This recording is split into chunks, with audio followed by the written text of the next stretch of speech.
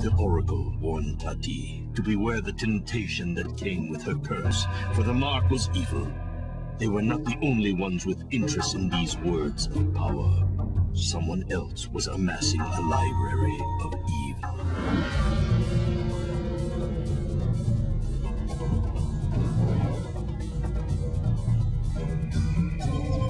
The way Rise-of-the-Kasai is set up, it's sort of a prequel and a sequel. Rise-of-the-Kasai can really stand on its own. You don't need to have played Mark of Creed to understand it or enjoy it.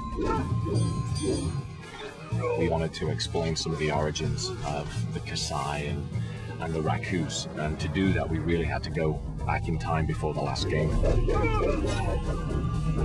Rise-of-the-Kasai is a strategic combat game that kind of allows itself to be more or less of either, depending on the player's interest. Our approach has always been give the player a unique experience, and we'll use any tool in our arsenal to get that across. The story definitely has its origins in classic literature and mythology. We're following Rao, who was the hero for the first game, and his little sister, who was an annoying 10-year-old in the last game, is now a 20-year-old warrior who's pissed off at the world. The animators had a lot of fun with Tati when they started developing her moves and her personality and the way she kills, whereas Rao is very noble, and to him, you know, the fight is honorable and he kills someone and they are dead and he moves on. Tati's much more like a cat playing with a mouse. One of the main conflicts running throughout the game's story is the relationship between Tati and the spell that she has on her back. The spell is absolutely evil, and it seeks to control Tati. It's trying to tempt her to join the Kasai. It does this through bribing her with subtle tastes of the power that it could ultimately give her. This power is manifested in different skills that she can use in the game. An important weapon that Tati has in her arsenal is the puffer mushroom.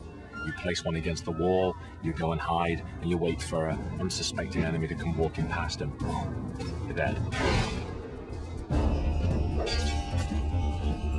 Grizz is a mysterious character. He wasn't in the Mark of Creed. He's new to Rise of the Kasai. We kind of refer to Grizz as having a very zen approach to combat. Grizz suffers from the same problem that Tati suffers in the game, which is he's marked with this evil tattoo. He's been very successful in controlling it. He's actually mastered it. And he's been trying to teach Tati that and try to keep her on the good path. Bamusu is the most boisterous of the four. He's the big guy that just loves to fight, and he'll laugh while he's doing it, and he enjoys it. He is noble as Rao, but just gets a kick out of it. We take a real dynamic approach to how we use our camera in combat. We free it from behind the player and spin it around the action, zooming it in and out of the action to really give a sense of combat and energy.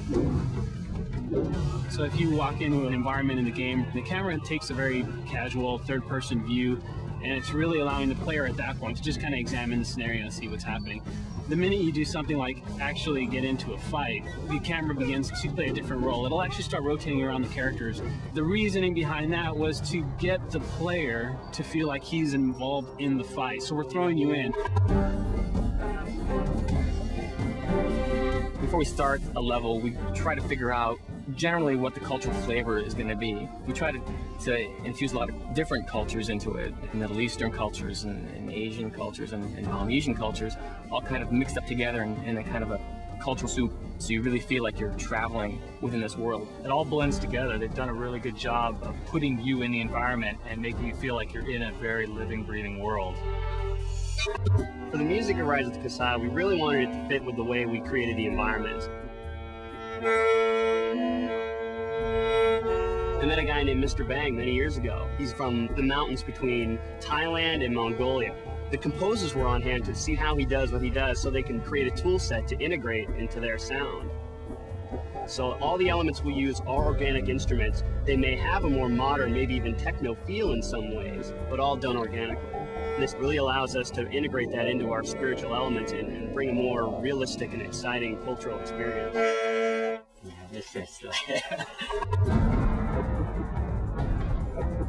The one thing that unifies the group is their interest in art and in film. We have people that are from the video game industry that have been around for 15 years. And then we also have people from the animated feature film industry who have got a lot of experience in making movies. So the groups have kind of come together and found this common ground of what we think a game should look like. We have a lot of very talented artists on our team who are all traditionally trained, so texture maps are all done by hand.